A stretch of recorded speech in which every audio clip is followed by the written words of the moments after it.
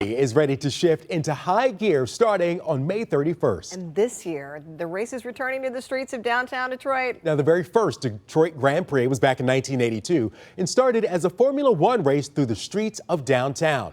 The race then moved to Belle Isle in 1992, and after decades there, the 2023 Grand Prix returned to its downtown Detroit roots. And this year, it's coming back to the streets of the D. Oh, racing fans are so excited. And 7 News Detroit reporter Peter Maxwell is joining us live from pit lane this morning. Peter, I know you're having fun out there. How's it looking? How's it shaping up?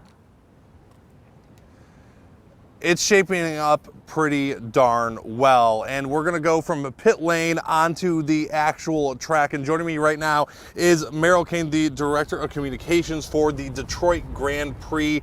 So what is this year's lineup, Merrill? What are we going to see this year? Anything different from last year? Yeah, so the on-track action at the Grand Prix is going to be pretty cool. We've got the NTT IndyCar Series, which a lot of people know, which will be racing on Sunday on June 2nd. In the Detroit Grand Prix. We also have the future stars of racing that are coming up, and we're going to have one of the drivers here that you'll be talking to in a little bit, Miles Rowe. He competes in Indy Next by Firestone, but one of the things we're really excited about is the IMSA WeatherTech SportsCar Championship is back, racing on the streets of Detroit for the first time. They weren't here last year, but what that really means for fans in Detroit, iconic brands, Cadillac, Corvette, some cool new technology, hybrid technology that's in that racing series. So they compete in different classes. There's a lot of passing and a lot of action, and they race on Saturday, SportsCar Saturday at the Grand Prix. Well, SportsCar Saturday, I mean, I love sports cars. Yeah. I love high performance vehicles, you know, more power. Yeah. More power.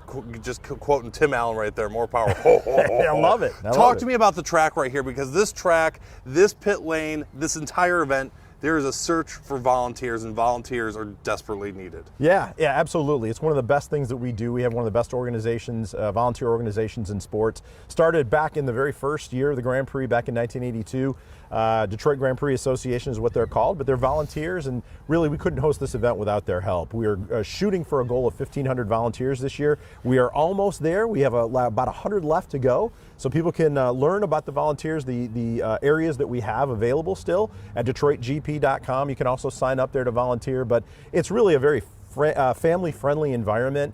You know, the volunteers tend to stay around for a long time. We have over 200 volunteers that have been doing it for more than 20 years. So wow. It's a great opportunity and a great way to see the race. Awesome, Merrill. Thank you so much. And you heard that. Go to DetroitGP.com if you do want to volunteer. There's about 100 spots left. Reporting on the track, I'm Peter Maxwell, 7 News Detroit this morning.